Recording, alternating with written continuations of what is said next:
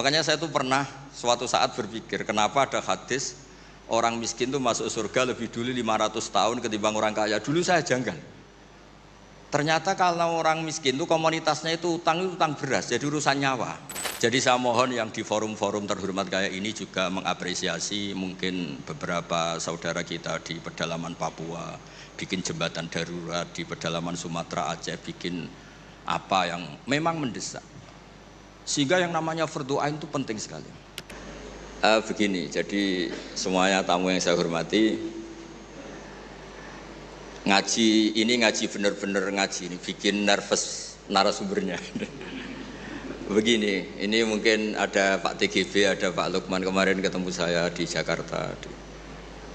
Orang tuh kalau ingin pinter, ini anak-anak di PPAI ini, syaratnya itu kalau ngajar itu gurunya ikut, muridnya ya ikut. Jadi Syekh Zakaria Al-Ansori itu dulu gak pinter-pinter banget. Gak pinter-pinter banget, sampai dapat gelar Syekhul Islam. Karena dia itu trauma, gurunya itu namanya Ibnu Hajar Al-Asqalani itu kerennya minta ampun. Kalau melihat santri goblok itu marah betul. Kalau sekarang punya santri goblok kadang seneng karena gak nyaingi kiainya. Itu kalau ada anak UII terus dapat gelar apa di Harvard, yang bingung Pak Rektor, saya aja ada sampai kayak gitu. Punya murid itu pinter sekali, namanya Ibnu Hajar Al-Haythami. Makanya kata saya Zakaria ini, saya kalau mau ngaji ya bingung karena guru saya itu kerennya minta ampun. Kalau mau ngajar ya bingung karena murid saya ini pinter, ditipu gak bisa. Ternyata itu bikin pinter. Ya saya sekarang di sini mau ngomong seenaknya itu ada Prof Kures, ada Dr. TGB itu kan kayak tukang koreksi, jadi repot nanti kalau salah. Terus yang ngaji-ngaji di sini itu juga lebih pinter lagi. Pokoknya mintanya itu masuk surga lewat arahnya Gus Pak. Bikin arahan masuk surga itu kan ya tidak gampang. Tapi saya pastikan delalah Nabi hanya ngendikan mangqala la ilaha illallah dakhalal jannah. Saya sering komplain ya sama beberapa orang-orang soleh. Saya komplain betul, bukan komplain nanti komplain betul. Dia itu ngijazahi saya wiridan la ilaha illallah panjang terus ruwet. Terus saya nggak hafal-hafal, saya dimarahin. Gus kamu itu cerdas kalau ini kok udah hafal-hafal. Memang saya sengaja tidak saya hafalkan gitu. Yang ada tambahan-tambahannya itu Pak Kures. Banyak tanya. Kenapa? Nanti ke rumah saya, nanti tak kasih tahu. Tak kasih tahu itu si orang soleh ini nangis tobat. Padahal soleh loh. Tapi dia hanya soleh perilaku, tidak soleh secara keilmuan. Jadi juga harus tobat dia. Saya cerita. Di antara perlawanan ahli hadis adalah kalau hadis itu ditambahin, misalnya gini, mangqala la ilaha illallah mi'ata marrah dakhalal jannah. Jika kalau bapak kamu meninggal baru baca la ilaha 50 kali, wah sayang tidak sampai 100 sudah mati itu. Jadi berkahnya tidak ada hitungan itu luar biasa. Tapi kamu nganggep biasa, makanya kita harus konsisten. Hadisnya hanya mangqala la ilaha illallah dakhalal jannah. Jangan kamu tambahi mi'ata marrah, jangan kamu tambahi sekian-sekian, itu bahaya itu. Sehingga ketika ada hadis mangkana akhiru kalamihi la ilaha illallah ditambahi akhir, orang yang akhir kalamnya la ilaha illallah dakhalal jannah, yang di akhir kata-katanya itu la ilaha illallah, perkataannya itu. Itu ada orang mau mati, sudah mafatkan la ilaha illallah. Tapi terakhir terus bilang, jangan lupa ya BPKB-nya ditebus. Itu anaknya susahnya itu minta ampun. Karena anaknya terus berpikir, Gus berarti akhiru kalami abi itu tidak la ilaha illallah tapi BPKB. Ini gimana ini? Saya sebagai kiai yang baik itu tak carikan referensi supaya yang BPKB ini ya masuk yang akhiru kalami. Ini cerita kebaikan saya di depan Pak Kores. Gak apa-apa cerita kebaikan. Daripada gak diakui mendingan diceritakan supaya itu. Tak cari, itu riwayatnya Abi Dawud dan beliau sendiri dalam menambahi akhiru kalami. Di riwayat yang lain itu gak ada akhiru kalami, cukup mangqala la ilaha illallah dakhalal jannah. Karena itu bikin keresahan, kata akhiru kalami itu bikin keresahan. Ada yang akhir kalamnya BPKB, sertifikat. Ada yang akhir katanya nasib-nasib, apalah. Pokoknya banyak yang tidak akhir kalam. Sehingga keilmuan hadis itu harus dijaga. Makanya kata Imam Muslim, Shahihain itu Bukhari Muslim. Beliau ngendikan, lam naros shorihin akdaba fi syai'in akdaba minhum fil hadis. Saya tidak pernah melihat orang soleh berdusta kayak mereka berdusta ketika meriwayatkan hadis. Ini penting saya utarakan supaya orang itu gak gampang terjebak sama riwayat-riwayat gak jelas. Tafsir itu menjadi kacau itu gara-gara riwayat-riwayat yang tidak jelas. Maka ini ada Prof Kures yang sangat-sangat menekuni tafsir. Jadi penting. Jadi mengkhidmati orang Islam itu dimulai dari cara pandang. Kenapa saya menjadi orang baik? Itu sederhana sebetulnya, karena mengakui hukum. Saya ini memang kalau diundang jarang mau, kecuali ada teror-teror tertentu. Karena merasa tua, merasa rektor apalah yang bisa dipakai neror itu. Ya, terserah. Yang penting bisa ada. Termasuk TGB. Kemarin itu datang ke rumah saya, tapi saya sudah bilang pasti tidak ikhlas. Ternyata betul, undang saya. Terserahlah teror itu apa. Saya enggak, ini supaya kalian tahu ilmu itu penting. Ilmu itu penting. Saya termasuk orang yang berkeyakinan. Saya ini hebat kiai-kiai kampung. Saya sering datang ke kiai-kiai. Tapi pas nggak acara, saya cilik kiai kampung. Saya dengan kamu tuh hebat kamu. Kenapa? Saya ini ngajar tafsir kayak tafsir Munir, tafsir Tobari itu udah fardu ain. Kamu di kampung bikin madin, ngajarin aqaid khamsin itu fardu ain. Ganjarannya orang yang melakukan fardu ain itu lebih keren timbang yang melakukan fardu kifayah. Jadi kamu lebih hebat timbang saya. Dia tawadhu, tapi memang bisa saya gitu enggak, tetap lebih hebat. Ini penting supaya ada penghormatan kita pada kiai-kiai kampung kan yang dilakukan itu selalu fardu ain. Makanya saya tuh pernah suatu saat berpikir kenapa ada hadis orang miskin tuh masuk surga lebih dulu 500 tahun ketimbang orang kaya. Dulu saya janggal. Ternyata kalau orang miskin tuh komunitasnya itu utang beras, jadi urusan nyawa. Jadi sekali menolong temannya itu urusan nyawa, karena sesama miskin tuh pinjemnya urusan nyawa, beras. Minta anterin ke rumah sakit pas sekarat. Kalau orang kaya itu nganterin rumah sakit karena mau ke salon, penyakit kulit, kan nggak penting-penting gitu. Sehingga surganya agak lambat karena yang dilakukan selalu tidak penting. Kalau orang miskin yang dilakukan selalu apa? Penting. Tapi masalahnya zaman akhir orang miskin banyak melakukan yang tidak penting, itu masalah itu. Itu nggak sesuai rencana Nabi. Inginnya Nabi itu kalau sudah miskin ya selalu apa? Penting. Ternyata banyak orang miskin yang perilakunya tidak penting. Karena saya pernah didatangin ibu-ibu itu miskin itu tanya, Gus doain saya kaya. Suami saya itu nganggur, saya bilang kamu siap kalau suami kamu kaya. Nanti rumahnya gaji bagus, mobilnya bagus. Lama-lama yang dievaluasi Anda, rumah bagus, mobil bagus, kok istrinya begini. Terus dia cerita, udah Gus nggak jadi, miskin nggak apa-apa. Jadi saya ini kan ya aneh-aneh, orang itu aneh-aneh. Pertama yang dievaluasi mobil, rumah diganti, lama-lama Anda. Suami kamu punya potongan gitu? Iya Gus, kayaknya iya. Sudah Gus, biarin miskin aja sampai mati itu. Ya alhamdulillah sampai sekarang miskin dan syukur karena berkatnya ilmu itu. Jadi saya mohon yang di forum-forum terhormat kayak ini juga mengapresiasi mungkin beberapa saudara kita di pedalaman Papua, bikin jembatan darurat di pedalaman Sumatera, Aceh, bikin apa yang memang mendesak. Sehingga yang namanya fardu ain itu penting sekali. Saya punya riwayat dari kitab Ibnu Hajar al-Asqalani tadi, gurunya saya Zakaria al-Ansori. Ketika nanti di mahsyar dan secara lahir tek hadis, seorang lagi secara lahir tek hadis itu Allah itu nimbalin Rasulullah Muhammad dan Jibril. Berarti tiga, Allah, Jibril sama Rasulullah Muhammad. Terus nabi-nabi datang dan dalam jumlah yang istilahnya itu makom sing yahbitul awwalun wal akhirun. Satu makom yang semua orang itu ingin. Semua orang kena hisab, kena evaluasi, nabi-nabi ini dekat sama Allah. Itu pertama yang dikatakan oleh Nabi matur ke Allah itu, ay Rabbi ibaduka abaduka fi atrofil ardi. Yang menyembah jenengan, yang mengesahkan jenengan tidak hanya kita. Orang-orang di pelosok, di pedalaman semuanya mengesahkan jenengan, semua mentahlilkan jenengan, semua mentasbihkan jenengan. Tidak yang sekedar di forum-forum kayak gini. Terus Allah bilang iya. Nah sekarang itu krisis keilmuan karena agama ini diambil oleh, ya bisa dikatakan hal-hal yang besar, kayak acara-acara yang besar apa. Meskipun ini pas acara besar, justru itu saya fair ngomong ini supaya sama-sama ingat. Jadi yang dikatakan agama itu nuroy yamsi bihi finnas, menjadi nur yang menyinari hati manusia. Bukan tentang ormas besar, masjid besar, kampus besar, itu bagian dari itu. Tapi ini bukan segala-galanya. Sehingga semua orang itu perasaan hubungannya dengan Allah itu privat, tidak diambil alih oleh ormas besar atau lembaga besar atau komunitas besar. Ini penting supaya orang itu merasa bagian dari hamba Allah. Makanya ada munajat, ada beberapa ibadah yang tidak disunatkan jamaah. Ini kan unik, Islam itu mengharuskan jamaah, tapi ada ibadah-ibadah yang malah tidak disunatkan jamaah, sehingga orang hubungannya dengan Allah itu asik. Terus kedua, ini terakhir nanti Pak Goras yang cerita panjang lebar. perilaku ilmu itu di atas perilaku ibadah. Dulu Masjid Haram tuh keren.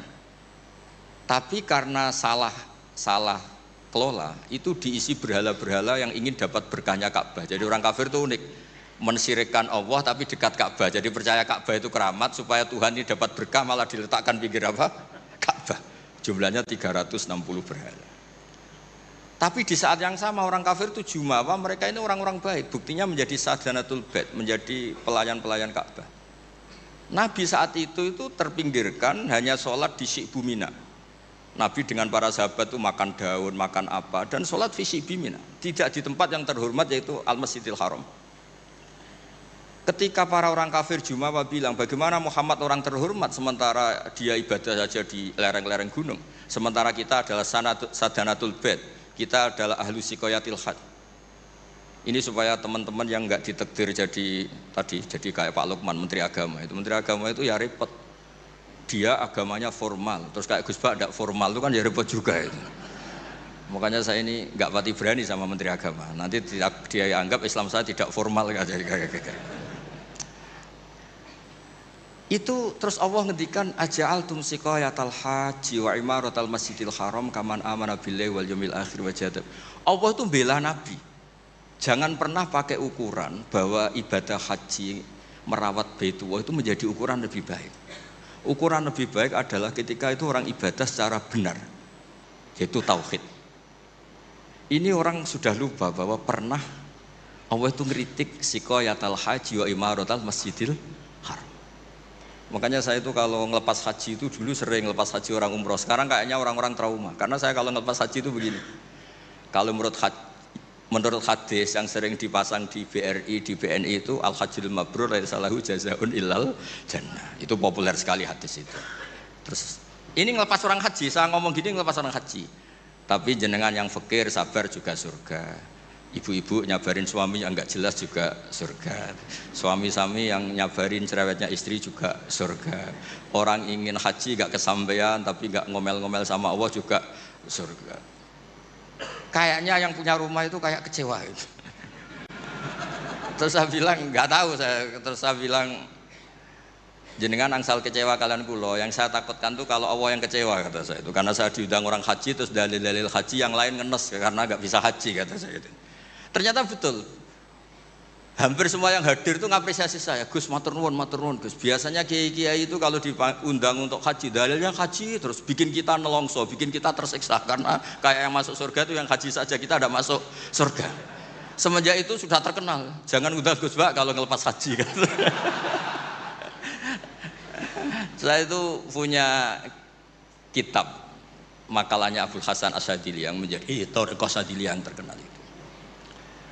La tansur ilmaka liyusaddiqakan nas walakin insur ilmaka liyusaddiqaka Allah. Kamu jangan pernah menyebarkan ilmu supaya diapresiasi manusia, tapi sebarkan ilmu supaya diapresiasi Allah Subhanahu wa taala. Makanya saya tetap meskipun kata orang banyak saya ini kiai terkenal, saya itu merasa ibadah saya itu ikrar, mengakui fungsi-fungsi kiai yang di kampung-kampung. Mereka itu saya pernah punya teman, itu nyuwun sewu gobloknya itu enggak ketulungan.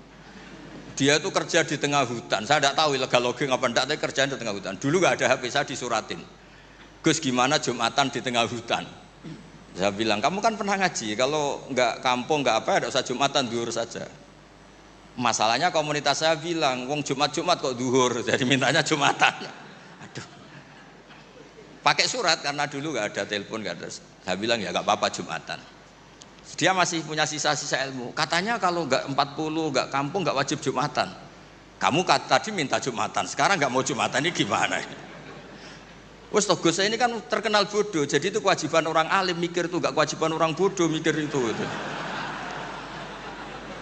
Karena dia korban teori bodoh itu penting, kata dia nanti kalau ditanya mungkar nakir itu salah, orang bodoh kok ditanya kata. Jadi memang agak direncanakan itu.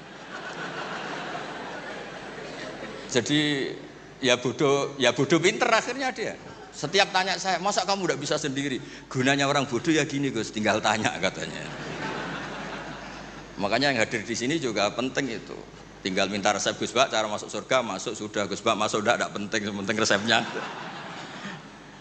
Nah, Akhirnya saya kan nyari-nyari gimana supaya ada Jumatan seperti itu. Lah ini yang terus saya bilang, kamu sama saya itu keren saya. Keren kamu katanya. Kenapa Gus? Kamu nanti dikholi karena pendiri masjid. Makanya saya pernah cerita ini sampai kiai itu nangis. Orang tuh kalau kiai kampung itu pendiri masjid kadang dikholi. Kalau sudah kiai top-top itu bisa aja disangoni pakai uang kotak masjid kata saya itu. Ini bukan nyindir, bukan, supaya orang tuh ngerti lah. Jadi memang dulu Nabi itu penghormatannya sama orang yang melakukan fardhu ain itu luar biasa. Uwais Al-Qarni itu tetangganya sudah dosowan Nabi. Uwais Al-Qarni itu belum. Karena ibunya itu egoisnya minta ampun, gak mau ditinggal. Kemana-mana minta digendong. Tapi Nabi malah ngendikan khairul qurun Uwais Al-Qarni. Orang terbaik tabi'in itu Uwais Al-Qarni. Umar kalau kamu ketemu minta. Karena dia fanatik mengelola fardhu apa? Ain. Makanya saya mohon sama alumni UII kalau sudah di rumah di mana-mana itu nggak usah merasa kalah keren sama Pak Fathul Wahid karena jadi rektor. Pak Fathul Wahid di sini itu ya rektor, terus ya banyak yang layani meskipun dia sopan katanya pelayan tapi yang layani bawahnya nggak pernah nyupir sendiri tetap. Nggak pernah nyupir sendiri ya nggak pernah buka pintu sendiri tetap dilayani. Tapi kalau kamu di kampung jadi kiai musola terus miskin itu yakinlah pendiri statusnya apa? Pendiri, bukan penerus, tapi apa? Pendiri. Pak Fathul Wahid hanya apa? Penerus.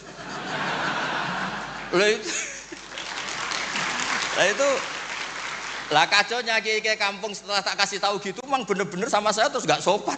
Waduh. Ya tapi saya ikhlas lah atas nama ilmu. Bener-bener nggak sopan. Waduh ini ya. Sopannya itu pendak kalau dia iskal hukum karena sinaune serius saya tanya, Gus ini hukumnya gimana? Akhirnya sopan lagi. Dia agak bisa ilmunya agak cukup untuk menjawab. Ya tapi apapun itu yang namanya ngaji itu pengakuan ikrar ya. Jadi penting makanya kan diantara hebatnya Rasulullah SAW itu kata Imam Ghazali nggak ada pemimpin justru kena khitab wakhfid janahaka liman ittaba'aka minal mu'minin. Muhammad kamu harus merendahkan diri kamu liman ittaba'aka sama orang yang ikut kamu, sama santri kamu, sama orang yang percaya sama kamu. Kayak apa Allah mendidik kekasihnya. Jadi yang disuruh sopan malah nabinya. Jadi kalau andekan di era modern Pak Fathul Wahid yang sopan sama mahasiswa itu yang penopang kampus. Kayak apa? Makanya kata Imam Ghazali andekan mental ta'azzus atau takabur, andekan keangkuhan itu hal yang baik. Lama amarallahu ta'ala habibahu biqauli ta'ala wakhfid janahaka limanit taba'aka minal mu'minin. Nah tentang visi ya, visi itu gampangnya tadi. Agama ini kan menentukan halal haram. Zaman apapun, teknologi apapun, mesti pertanyaannya ini kalau baik ya halal, kalau buruk ya haram. Misalnya ada teknologi yang orang bisa ke Mekah 2 detik atau 2 menit. Orang tetap pertanyaannya saat itu ibu kamu sekarat apa enggak, anak kamu sakit apa enggak, punya kewajiban fardhu ain apa enggak. Kalau punya fardhu ain kamu tinggal pasti orang nganggap masalah. Ya kan?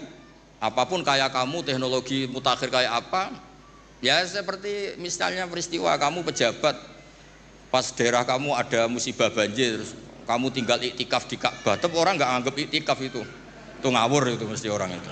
Karena meninggalkan fardhu apa? Ain. Saya di sini kata orang banyak kan keren, misalnya sama ahli tafsir Quraisy. Tapi misalnya saat ini istri saya sakit atau anak saya sakit, pasti dianggap ngawur itu, karena meninggalkan fardhu ain. Jadi fardhu ain itu menurut saya segala-galanya.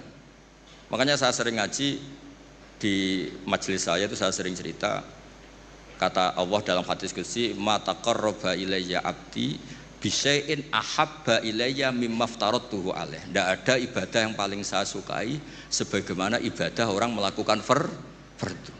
Jadi fardhu ain ini adalah konstitusi. Berarti orang-orang yang sekarang nyari makan untuk keluarga dan statusnya fardhu ain itu lebih keren ketimbang misalnya orang nyari kekayaan untuk rofahiyah, untuk takmilah, untuk penyempurnaan, untuk sekunder. Nah di sini pentingnya peletakan hadis. Orang miskin itu masuk surga lebih dulu 500 tahun ketimbang orang kaya. Tapi saya bilang ke santri-santri saya, tapi jangan kamu berpikir kalau Bilal itu surganya lebih dulu ketimbang Abu Bakar. Karena Abu Bakar ini jauh punya kebaikan di luar kebaikan sabar sama miskin, yaitu fungsinya menjadi pondasi Islam, yaitu Abu Bakar. Kalau ingin menjadi orang miskin yang cepat masuk surga tadi, semua perilaku Anda adalah fardu ain. Wah, semua perilaku Anda adalah fardu. Itu kan ya berat. Ya jadi saya mohon masalah teknologi, masalah apa, yakinlah sama Islam, pasti hukum tertingginya itu kalau maslahat ya baik, kalau madarat ya haram. Sehingga kamu nggak usah. Misalnya ada orang pakar bom, bisa punya bom yang satu kali ledakan bisa menghancurkan dunia. Ya hukumnya itu ifsad, kalau ifsad itu haram, kalau haram ya ada prestasi, kan gampang, kan nggak perlu ribet-ribet. Ya saya kira demikian sebagai mukaddimah saya, nanti Prof. Kores yang meneruskan.